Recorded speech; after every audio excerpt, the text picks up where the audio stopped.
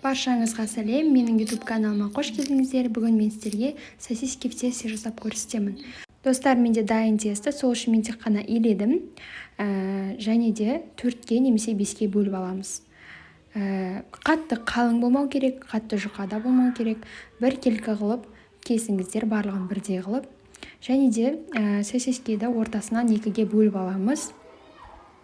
Әрқайсысын осылай біздің тестомызбен орап шығамыз. Видеода көрсетілгендей етіп жасаңыздар. Және де бұны жасау өте оңай. Себебі бізде дайын тесто. Оның дұрыс шығуын, дұрыс шықпауын уайымдамайсыздар. Тестоларыңыз дайын болғасын, осылай жасай бересіздер. Осыны противеньге салып аламыз. Каждайына жұмыртқаның сарысын жағып шығамыз, жақсылап. Достар, менің YouTube каналыма тіркеліп, лайк басып, комментарий қалдыруды ұмытпаңыздар. Достар, менің басқа да пайдалы видеоларымды қарай аласыздар. Мен сіздерге сілтемесін міндетті түрде қалдырып кетемін.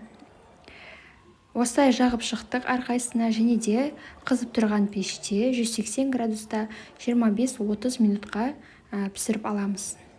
Бізде өте керемет, қытырлақ, дәмді болып шығатын сосиски в тесте дайын болады.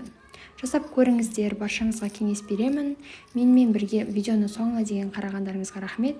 Сіздермен болған Мадина.